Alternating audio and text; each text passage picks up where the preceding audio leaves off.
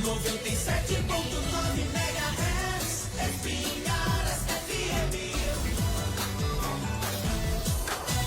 Informação de qualidade, serviços, denúncia e opinião. Aqui na Espinharas FM. Programa Polêmica. Olha aí, já são 5h21. A gente já aproveita o intervalo para falar sobre política, sobre os bastidores, sobre as coisas que de fato interessam e mudam o cotidiano da população. Fiz um resumo aqui, viu, Manuel? Não deu não. O currículo do nosso querido Ulisses Figueiredo é bastante promissor, é de uma pessoa que é muito dedicada às causas. O doutor Ulisses Figueiredo é médico, especialista em medicina da família e comunidade e médico auditor. Ele também é advogado, inscrito na Ordem dos Advogados do Brasil, especialista em direito municipal. Ele possui especialização em gestão de saúde pela Escola Nacional de Saúde Pública, Fundação Oswaldo Cruz, que é a nossa queridíssima Fiocruz, Medicina do Trabalho e Auditoria em Serviço de Saúde. O doutor Ulisses é ex-secretário de Saúde de Foz do Iguaçu, onde fez um trabalho muito relevante no Paraná, médico de estratégia da saúde de família e também médico auditor de Foz do Iguaçu. Ou seja, além de tudo isso, é sócio das empresas Algeres e Riet Paraná, ambas na área de consultoria, auditoria e perícia médica. Ou seja, nós vamos falar com uma pessoa que de fato tem profundidade para falar sobre o tema saúde. Doutor Ulisses, fica aberto para suas considerações iniciais. Agradeço por ter voltado aqui à cidade de Patos nesse período festivo, onde veio visitar a família, os amigos e nos dar a oportunidade também de bater um papo aqui no Polêmica. Seja bem-vindo. Obrigado, Josivan. O meu abraço também para o J. Júnior, Vanessa, aqui conosco, Emanuel Escarião, Kelso Irineu. E é sempre bom voltar para casa, né? Todo patoense, todo sertanejo, quando ele sai de casa, ele sempre pensa, almeja retornar, ainda que seja nos festejos, para visitar os familiares, visitar os amigos, prestigiar essa festa maravilhosa que foi o São João de Patos e o São João da Paraíba.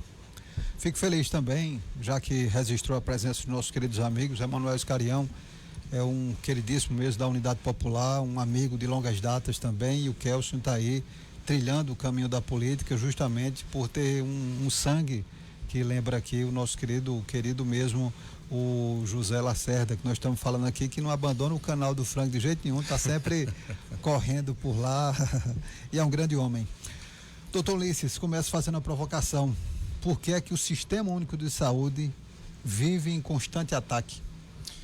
Veja só, o Sistema Único de Saúde do Brasil, né, ele é modelo para o mundo inteiro, né? O nosso SUS desafia várias instituições porque é um programa genuinamente público, né? Gestado até já um pouco antes da nossa Constituição. A gente geralmente lembra do seu nascedouro quando da Constituição de 88, porém o nosso SUS, ele tem um nascimento, né, bem anterior a isso, né? Já por ocasião da 8ª conferência já se discutia um programa de saúde que fosse universal, né? É desafiador, né? Porque nós estamos falando de um país continente como o Brasil, né? Com 5 regiões díspares, né? E que consegue prestar um serviço relevante, importante para mais de 210 milhões de habitantes e todos aqueles que nos visitam e de forma gratuita.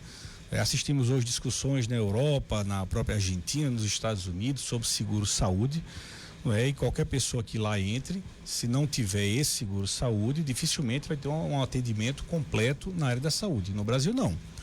Todo aquele que aqui chega, todo aquele que adentra o território nacional automaticamente está acobertado e receberá, se assim for necessário, esse atendimento.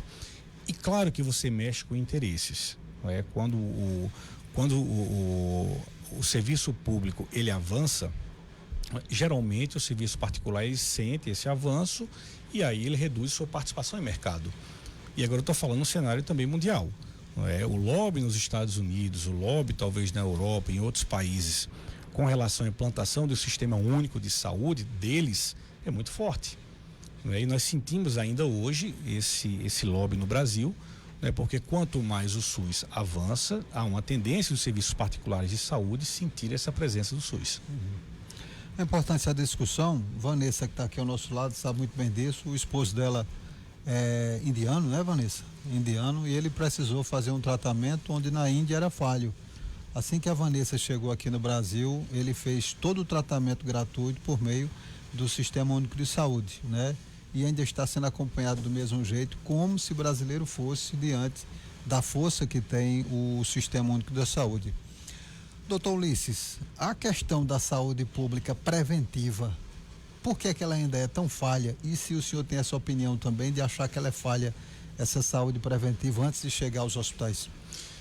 Eu não acho que seja falha, eu acho que ela está amadurecendo, né? O SUS é algo recente, né? Ele tem o seu nascedor, como eu falei, na Constituição Federal de 88, só que a sua implementação é paulatina, né? Ainda hoje a gente tenta avançar com o SUS em nosso país e mudar uma cultura, sair do sistema de saúde centrado no médico, centrado no hospital, para vivenciar uma saúde na sua unidade de saúde, no seu bairro, requer tempo, requer educação, requer cultura.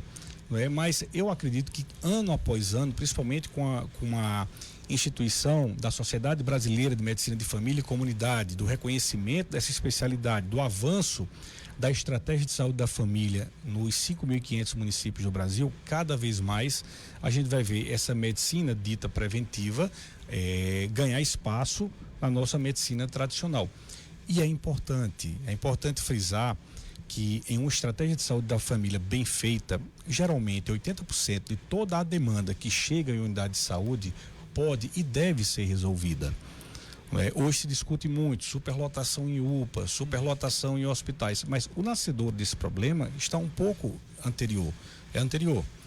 É na estratégia de saúde da família. Então é por isso que precisamos fortalecer a estratégia de saúde da família, a atenção básica, reconhecer o trabalho do médico da estratégia de saúde da família, do enfermeiro, do técnico de enfermagem, do psicólogo que lá está, do fisioterapeuta, do nutricionista, de todos aqueles que fazem a estratégia de saúde da família. E discutimos hoje com um colega, hoje pela manhã, eu também sou supervisor do programa Mais Médicos no Paraná, e aí discutimos a questão do excesso de atendimentos, né, do grande número de exames solicitados e prescrições. E eu falava, olha, enquanto profissional da saúde, o médico, o enfermeiro, por exemplo, não tiverem tempo para fazer uma boa consulta, uma boa anamnese, um exame físico, levantar hipóteses diagnósticas, nós vamos assistir cada vez mais prescrições médicas, mais solicitações de exames e mais encaminhamentos. Então, devemos evoluir, o governo federal sinaliza com a possibilidade de, inclusive com a PENAB, a discussão da PENAB 2017, para reduzirmos cada vez mais a relação médico-usuário, né, enfermeiros-usuários. E o nosso sonho é chegarmos a pelo menos cada unidade de saúde, cada equipe da estratégia de saúde da família ser responsável por ter 2.000 usuários. Facilita, quando você conhece esse usuário, você conhece os pais, você conhece os irmãos, você conhece a moradia, você conhece a rua, então você acaba conhecendo essa família e fica muito mais fácil a atuação do profissional da saúde. Doutor Ulisses, essa questão eu diria assim, das cirurgias eletivas, pelo menos aqui na cidade de Patos nós temos vivido um drama que é a demora para a realização dessas cirurgias eletivas, que cada vez mais, quando você tem uma cirurgia de ordem simples, mas a tendência dela é ir se agravando cada vez mais. E o senhor fez um trabalho lá em Foz do Iguaçu, que é uma cidade que é mais do dobro da cidade de Patos, né, de tamanho populacional. Como é que resolveu esse problema lá? E se é que resolveu, qual seria a saída para essa questão das cirurgias eletivas? Josivan, esse problema das cirurgias eletivas, ele é nacional, né? Com a Covid e com a dengue, a epidemia de dengue, várias cirurgias foram represadas. São cirurgias importantes, apesar de ser eletivo, você tem um tempo, você tem um delta para executá-la, mas quando você começa a demorar 6 meses, 1 ano, 2, há uma probabilidade de intercorrências. Foz do Iguaçu também nós não resolvemos, né? Nós também nos debatemos com esse tema. Foz do Iguaçu tem 300, como nós conversávamos, 300 mil habitantes e 450 mil cartões SUS. Apenas no ano de 2024 foram mais de 1.600.000 atendimentos, com 2 milhões de exames realizados, acho que mais de 8 mil cirurgias, só que é um desafio. É um desafio porque essas cirurgias, elas são programadas para quem não é da área, nós temos uma tabela chamada tabela SIGTAP. Essa tabela SIGTAP é que ela define valores pagos por cirurgias, por procedimentos, materiais, OPME. E essa tabela já está defasada há várias décadas. Há décadas. Há décadas, não é?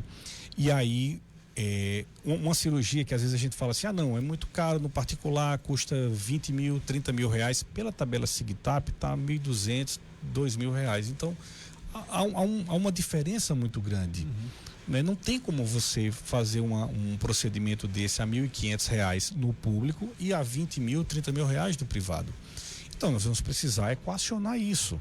Né? Há algumas experiências em Foz do Iguaçu, nós aplicávamos uma tabela de 2 vezes e meia, 3 vezes e meia, tabela SIGTAP, para tentar realizar essa cirurgia. Avançamos muito nessas questões de cirurgias, sempre há um saldo, porque a quantidade de cirurgias que entram na fila é superior àquela que sai.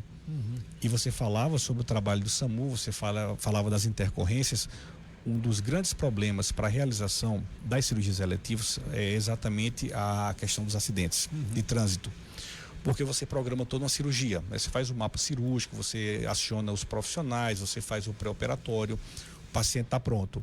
Mas se chegar uma urgência e emergência de um acidente, você suspende a cirurgia e aí você precisa atender essa urgência e emergência. Daí algumas cidades começam a pensar em dividir, né, em colocar as cirurgias de urgência e emergência em um determinado hospital e as cirurgias eletivas de forma programada em outros hospitais. E aí estão contratualizando com empresas privadas, com outros hospitais públicos, para tentar equacionar. Mas não é um problema apenas de Patos, é um problema de todo o Brasil, mas esperamos que até 2026 ou 2027 tudo isso esteja equacionado, se Deus permitir, sem pandemia, sem epidemia de dengue. É o que nós esperamos. A gente não pode deixar de reconhecer que o governo João Azevedo tem avançado muito na questão de saúde. Aqui na cidade de Patos nós estamos bem servidos com maternidade, hospital infantil, hospital regional de Patos, em construção acelerada, o hospital metropolitano de traumas, né, que está sendo construído, a ampliação do hospital regional, e o governo também fez o Opera Paraíba, que deu uma avançada nessa questão das cirurgias eletivas. João Azevedo, na questão de saúde, tem dado uma contribuição bastante significativa. Doutor Ulisses, para a área da política, nós vivemos 4 anos do governo Bolsonaro, e o governo Bolsonaro fez uma visão assim, eu diria, de certa forma, retroagindo a questão da saúde, negando determinadas questões. Nós hoje podemos fazer uma avaliação do que significou Bolsonaro para a saúde pública? Veja, precisaria avaliar bem os dados da gestão do Bolsonaro. Claro que houve muitas decisões, no mínimo questionáveis, mas foi um momento de epidemia, de pandemia de dengue, da Covid-19 e posteriormente dengue, não é? E cada ministro da saúde que entrou tinha o seu viés, muito mais afeito ao SUS, outros nem tanto, não é? De modo que houve erros, houve acertos, e aí como nós vivemos essa época, principalmente de pandemia, às vezes a gente fica com viés. Mas claro que com certeza poderia ter sido bem melhor, muito mais investimentos poderia ter sido feito. Eu acredito que a expansão dos hospitais, um melhor preparo poderia ter contribuído para a redução do número de óbitos e todo o sofrimento que passamos naqueles anos. Sem dúvida. Você foi secretário de saúde de Foz do Iguaçu, como disse aqui, e tem uma experiência com relação à estratégia de saúde da família. Nós hoje temos que reconhecer que ter, por exemplo, uma expansão das unidades básicas de saúde, centros de atenção psicossocial, o próprio Sereste também, que é a saúde do trabalhador, houve uma melhoria significativa. Com esse sistema único de saúde que se tem, com essa estratégia que se tem, o que é que poderia ser feito numa cidade como Patos e o que você fez lá em Foz do Iguaçu para ampliar justamente essa oferta de saúde à população? Bom, primeiro é conhecer a rede. Você precisa fazer um levantamento, fazer toda a territorialização, saber quantos mil usuários tem na sua rede, né? Quais são os bairros que possuem mais usuários, menos usuários, e a partir daí você dimensionar a sua rede. Como eu te falei, o ideal, e Santa Catarina fez isso, é você ter uma equipe de saúde da família para cada 2.000 usuários. Porque aí você consegue ter tempo para fazer uma consulta de qualidade, né? Você consegue conhecer esse usuário. Então, o primeiro passo é um passo de inteligência, que é o que a auditoria em Foz do Iguaçu faz. A gente faz levantamentos com os dados que a atenção básica nos fornece, o nosso sistema lá é todo virtualizado. Nós utilizamos um prontuário eletrônico, o RP Saúde, e em tempo real nós temos o quantitativo de consultas, de exames, de prescrições médicas que são realizadas. Então, esse é o primeiro passo: investir em inteligência, investir, né, em auditoria, investir em órgãos de fiscalização. O segundo é planejar. Com essas informações, na verdade, com esses dados, você vai transformar em informação e começar a dimensionar. Imaginemos, o Jatobá necessita de 10 equipes, né, o Belo Horizonte necessita de 8, e você vai começar a distribuir essas equipes de acordo com a necessidade da população. Claro, você também tem que ver que população é essa. Por exemplo, 10 mil pessoas no centro ou no Belo Horizonte são diferentes de 10 mil pessoas, talvez, no Monte Castelo, outra vez em uma área um pouco mais distante, né? As necessidades da população são diferentes, chama-se equidade. É um pouco diferente de igualdade. A gente geralmente preza muito pela igualdade, mas na igualdade você pode criar uma distorção. Você tem que aplicar equidade, dar a cada um o que é seu de acordo com a sua necessidade. E aí você começa a distribuir esses profissionais, né? Claro, em primeiro momento, talvez tenha que realizar uma contratação, né, temporária, precária, mas pensar em um concurso público, né? Pensar na expansão da rede, pensar em um concurso público, né? Pensar no contínuo preparo desse profissional. Todos os meses em Foz do Iguaçu, os profissionais são estimulados a realizar curso. Tem a UNASUS, tem cursos fornecidos pela própria prefeitura, pelo próprio governo do estado, e ele precisa comprovar que todos os meses ele está se preparando, ele está estudando algo relacionado à estratégia de saúde da família. E aí valorizar o servidor, né? É um servidor que ele está lá todos os dias, ele deixa de estar na sua casa para servir a população, para servir o outro. Então as gestões precisam ter essa noção de que ele precisa ser valorizado. Né, que você precisa ter um vencimento condizente, que você precisa ter um local de trabalho que seja aprazível, que seja acolhedor, tanto para o usuário como para o profissional, né? E dar aquela liberdade assistida para que ele use da criatividade dele para modificar a realidade do seu bairro, né? O prefeito Chico de Foz do Iguaçu dizia: onde falta recurso tem que sobrar criatividade. Sim. Né? E que é com essa criatividade que a gente vai conseguir também acolher melhor esse usuário e prestar um serviço de qualidade. Nós estamos vivendo aqui um crescimento grande de médicos. A oferta de médico nunca foi tão grande nesses últimos, eu diria assim, 5, 6 anos. A quantidade de médico está batendo no outro. E há uma discussão sobre a qualidade, ou essa educação, ou o ensino que se recebeu, esses profissionais que são colocados aí no mercado. Qual seria a saída para isso? A questão do exame mesmo, como se faz no AB, você termina seu curso, faz sua residência e teria um exame. O que é que poderia ser feito para melhorar, já que há uma reclamação constante da qualidade dos médicos que são formados hoje? Bom, mais uma vez já estamos correndo atrás do problema, né? Isso poderia ter sido resolvido um pouco antes, né? Com a melhor fiscalização das universidades, das faculdades. Não há nenhum problema à abertura. Claro que você tem que ter um certo cuidado para ver se a proporção de cursos que você está abrindo, se aquela região comporta. Porque, do contrário, vai parecer que é um estelionato educacional. Todo mundo formado em direito, todo mundo formado em engenharia, todo mundo formado em medicina, e o mercado não vai comportar. E isso também é um papel, né, do poder público, atuar nessa fiscalização, nesse planejamento, né? Não dá para soltar apenas na mão da iniciativa privada esse tipo de empreendimento. Porque, claro, é natural, quem tem uma empresa, ele precisa viver do lucro. Nenhuma empresa consegue sobreviver 2, 3, 4 anos tendo prejuízo. E aí o empresário vai visar o lucro, o Estado vai visar o equilíbrio da sua sociedade, e em algum local nós vamos nos encontrar. Dito isso, e o problema já posto, não tem mais como voltar no tempo. O que podemos fazer é fiscalizar daqui para frente, fazer essa avaliação. Não me parece que vai ser o cenário, haja vista que nos últimos meses estamos assistindo à liberação de centenas de cursos, né, inclusive de medicina pelo Brasil. E aí, diante desse problema, só sobra o que a OAB fez, né, o exame de ordem. É o que vai acabar sendo imposto. Não é a melhor solução, porque essa qualidade, o controle teria que ser prévio, né? Já quando da instalação da faculdade, se ela tinha condições de operar, se os profissionais que lá estão conseguem exercer o seu mistério de professor, de preceptor. Mas, diante dessa falha, agora vamos ter que pensar, junto com a sociedade, junto com o Conselho Federal de Medicina, o Ministério da Educação, o Ministério da Saúde, qual vai ser a saída. Se vai ser a criação desse curso, dessa prova, né, desse exame de ordem para a medicina, assim como aqueles profissionais que são formados do exterior já fazem. São brasileiros, são estrangeiros que concluem um curso em outro país e para exercer a medicina do Brasil, eles precisam passar pelo Revalida. O senhor é sócio das empresas Algeris e Health Paraná, eu acho que é isso. Né? Algeris e Health Paraná. Health Paraná. Isso. Essas empresas, por exemplo, a Prefeitura Municipal de Patos, Secretaria de Saúde aqui, que tem o secretário Leônidas Dias como secretário, como é que essas empresas poderiam contribuir para que a saúde, de repente, pudesse encontrar problemas e solucionar essas questões que ainda são gargalo aqui na cidade de Patos? Veja, a nossa empresa atua em primeiro momento no Paraná, não é?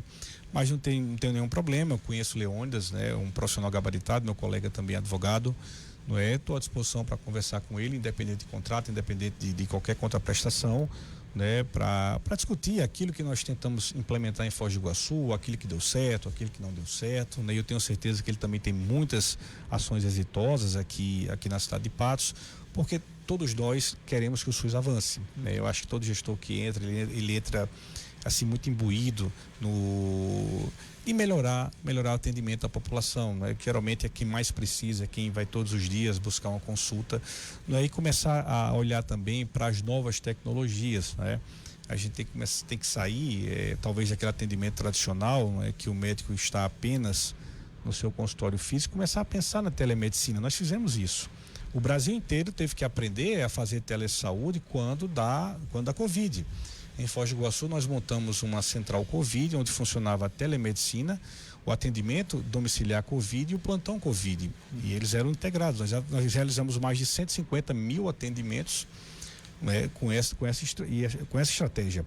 E o próprio governo federal já sinaliza a contratualização de especialistas, né, através da telesaúde, que eu acho que vai ser um avanço. Né? Não dá. Talvez Patos, por ser uma cidade maior, ter um aporte financeiro melhor, mas imaginemos São José dos Pinharas, São José do Bonfim, Quixaba, Malta, Condado, eles não precisam ter 20, 30 especialidades. Não é? Eles precisam ter um médico na estratégia de saúde da família, não é? Que exerça o seu papel, não é? Que faça uma boa consulta, uma anamnese, exame físico, e esse médico, junto com um médico fornecido, seja pelo governo do estado, seja pelo governo federal, na modalidade da telesaúde, eles vão conseguir fazer uma teleconsultoria, vão discutir o caso daquele paciente e vão chegar a um diagnóstico e a um tratamento. É plenamente possível. Conversei com o setor responsável do Albert Einstein, estávamos tentando implementar isso em Foz do Iguaçu, né, que seria a contratualização daquelas especialidades que nós não tínhamos em Foz do Iguaçu, contrataríamos através do Albert Einstein e esse profissional do Einstein, junto com o médico em Foz do Iguaçu, faria a discussão caso a caso para chegar a um diagnóstico e uma terapêutica. Isso já é feito em UTIs. Havia um convênio com o Einstein e aí naquele momento crítico da pandemia havia discussão de caso, havia um acesso aos exames, às evoluções médicas, havia discussão de colega para colega e aí havia discussão de uma conduta. Você não precisa mais estar pessoalmente, presencialmente em um local para você exercer, seja o trabalho da enfermagem, seja o trabalho do médico, do psicólogo, do fisioterapeuta, tudo isso é possível realizar, inclusive à distância. Não é que você vai acabar com um atendimento presencial, nada disso. Você vai estar fortalecendo. Esse profissional vai ser melhor preparado, esse profissional vai passar por uma capacitação e ele terá, junto a ele, um outro profissional em outro local do Brasil, um especialista, para discutir o caso. Há um case de sucesso que é o Telesaúde RS. No Rio Grande do Sul. É uma pena que nós tenhamos perdido o acesso nacional. Antigamente, o Telesaúde RS, estava disponibilizado para todo o Brasil.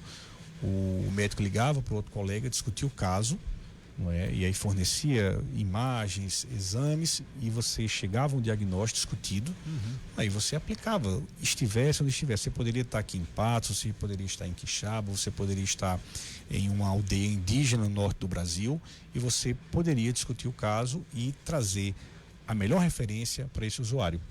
Sem dúvida. Doutor Ulisses, a gente já está caminhando aqui para o finalzinho, mas nós estamos vivendo, de acordo com a Organização Mundial de Saúde, uma epidemia de questões que diz respeito à saúde mental. Sim. Por exemplo, o SAMU já foi atender vários casos que quando você chega na casa daquela pessoa é uma crise de ansiedade, é um problema depressivo que acaba envolvendo também outras consequências do atendimento à saúde. Como tratar dessa questão? Os centros de atenção psicossocial, como é que podem ser melhorados? Josivan, veja, toda a rede tem que discutir a saúde mental. Mas isso é um problema do Brasil todo. A quantidade de pessoas portadores de comorbidades, seja depressão, seja ansiedade, seja autismo, seja TDAH, seja esquizofrenia, os chamados diagnósticos F, não é? Nós temos um número altíssimo. E aí voltamos à discussão. O médico da estratégia de saúde da família, o enfermeiro da estratégia de saúde da família, o psicólogo precisam estar preparados. E precisam ter tempo. Porque não entra na minha cabeça, discutia isso em Foz do Iguaçu, discutia isso em Curitiba, discutia isso em Brasília. Não há como você fazer um diagnóstico em psiquiatria, ou na própria cardiologia, ou na gastroenterologia, com 10 minutos de consulta. Sim, sim. E um abre e fecha de portas, você não consegue ter paz. Não, a gente precisa organizar a rede e ter tempo para conversar, porque você tem experiência no SAMU, você sabe os casos que passam por vocês, mas muitos daqueles pacientes ou não estão mais aderindo ao tratamento, ou não iniciaram o tratamento, ou estão com subdoses de medicamento, e às vezes uma boa conversa do profissional com aquele usuário, com seus familiares, um ajuste de medicação, você consegue equacionar aquele problema psiquiátrico, estabilizar o quadro. E aqueles casos refratários, aí sim a gente poderia discutir um encaminhamento para os centros de atendimento psicossocial, né, para os CAPs, para as residências inclusivas, né, para uma consulta com o psiquiatra. E das especialidades médicas, talvez seja aquela que você mais consegue realizar atendimentos em psiquiatria de forma remota, é a psiquiatria. Né? Na psicologia também você consegue muito. Então a gente precisa agora dar tempo a organizar a rede e dar tempo para que os profissionais consigam exercer as suas atribuições com tranquilidade. A gente tem vivido um desafio muito grande na questão da saúde mental, né? Parece até que não se usa mais aquela questão do transtorno mental, né? Tem uma palavrinha que se usa. São comorbidades, né? Que o CID-10 ainda tem alguma nomenclatura não atualizada, né? Mas o DSM-5 ele já atualizou algumas coisas, mas você pode chamar de comorbidade, não tem problema algum. Comorbidade mental. Uma doença mental, uma comorbidade mental, não tem problema. Muito bem. Doutor Ulisses, a gente espera que o senhor fique aqui mais tempo e contribua também com a questão. O Kelson está aqui com a gente, Kelson Lacerda também está aí trilhando o caminho já da questão da política. Nós precisamos de uma renovação nos quadros da política a nível local, a nível nacional. E aí eu já pergunto isso. O senhor foi convidado também para sair da questão técnica e partir para a eletiva mesmo, para a questão das eleições, né? Enfrentar. Como é que está pensando isso? Bom, algumas reuniões, eu converso bastante com o prefeito Chico Brasileiro, houve um convite para que eu viesse a ser o candidato a prefeito em Foz do Iguaçu, ponderamos que não seria o momento, né? E agora estamos conversando sobre o quadro político em 2026. Há uma possibilidade de uma candidatura no estado do Paraná. Estou retornando ainda essa semana para Foz do Iguaçu e aí na próxima semana teremos algumas reuniões para definir. Eu sou filiado ao PSD, nós apoiamos o prefeito eleito em Foz do Iguaçu, o governador é do partido e nós vamos discutir, né, a sucessão do governo do estado, a senatória e as eleições, a disputa para deputado federal e estadual. Isso precisa ficar um pouco mais claro no estado. E aí aguardamos também a definição do partido. Os nomes estão à disposição, porque todo aquele que é filiado a um partido político, ele em tese está pronto para ser candidato, né? Ou pelo menos o nome está à disposição para os pleitos. E se houver o convite, nós vamos ponderar sobre as eleições de 2026. A gente está precisando de 2026 começar a desafiar o que está colocado. A gente estava até falando, famílias que têm muito dinheiro, pessoas que têm um poder econômico já, as oligarquias mesmo aqui na cidade de Patos, a gente estava discutindo isso, esse poderio econômico e Na verdade, a influência que se tem no cenário local, estadual, nacional, tem feito com que várias pessoas que poderiam dar uma grande contribuição no cenário político mesmo, colocando o nome à disposição, tenham até medo diante desse poderio econômico. Então, nós esperamos que em 2026, várias pessoas que estão aí, o Kelsen mesmo que está aqui, a sua família Lacerda Brasileiro, tem uma grande influência na cidade de Patos, possa trilhar um caminho para não temer esse poderio econômico, esse poderio político que se tem. Mas, doutor Ulisses Figueiredo, deixo aberto para suas considerações finais, agradeço, espero que fique mais tempo, possa retornar e possa contribuir aqui também com a avaliação que você tem de experiência de Foz do Iguaçu e a experiência de vida também como médico, advogado, para contribuir com a nossa questão da evolução da saúde e também da política. Mas fica à vontade para suas considerações finais. Josvan, eu que agradeço a oportunidade de falar para os meus irmãos patoenses, meus irmãos sertanejos. É sempre bom retornar a Patos, rever os amigos, rever os familiares. Né? E com relação à saúde, eu acredito no SUS. Né? Eu acredito que o SUS é o maior plano de saúde mundial. Né? Nós estamos ensinando ao mundo como se faz saúde, com todas as nossas contradições, com todas as nossas dificuldades, com todas as nossas instabilidades políticas, mas nós estamos mostrando que é possível. Né? A despeito dessa problemática, você gerenciar um grande plano de saúde para 210 milhões de habitantes. Eu falei que em Foz do Iguaçu nós somos 300 mil habitantes e nós temos 450 mil cartões SUS. Isso é o trânsito de fronteira. Exatamente, são aqueles brasileiros ou estrangeiros, seja no Paraguai, seja na Argentina, ou os brasileiros na 9ª regional, que buscam um serviço de saúde. Né? Então veja que é um sistema que ele é pressionado diariamente, Brasil afora, para ofertar um serviço. E quando eu avalio, eu tive a oportunidade de assistir o nascedor do SUS, porque meu pai era superintendente do 6º núcleo, quando na implantação do SUS, ainda era SUD, Sistema Único Descentralizado de Saúde. Então, algumas reuniões aconteceram na minha casa. Minha mãe também era da Pastoral da Criança. A Pastoral da Criança sempre foi um braço forte do SUS. Homens e mulheres guerreiras que de forma gratuita, né, deixavam a tranquilidade de sua casa para abraçar, para ofertar, às vezes pouco recurso, né, mas o apoio, o carinho para essa população. Então eu acredito no SUS e eu espero que a cada gestão, independentemente de política, a gente possa acrescentar algo e melhorar a saúde, porque quem mais precisa sabe a importância do SUS. Eu tenho certeza que daqui a 5 anos estaremos bem melhor, daqui a 10 anos mais ainda, e que nós vamos implementar na saúde do nosso país os benefícios da tecnologia sem nos descuidarmos do humano. Não é que isso é importante, é o acolher, né, o ser solidário aos nossos usuários. Mais uma vez, o meu muito obrigado, estou à disposição, Josvan. Eu que agradeço, batei um papo aqui bom com o Ulisses Figueiredo, inclusive se comunica muito bem, mostrando aí que tem essa possibilidade de fato de você ser médico, ser técnico também, entender da questão, ser humanista e principalmente também trilhar os caminhos da política para mudar esse cenário que nós estamos nele. Agradecer profundamente ao doutor Ulisses Figueiredo, que está aqui conosco, já vai essa semana, está aqui nas festividades também, mas principalmente visitando familiares e amigos aqui na cidade de Patos. J. Júnior, são 5h53, vamos para o intervalo e a gente já volta.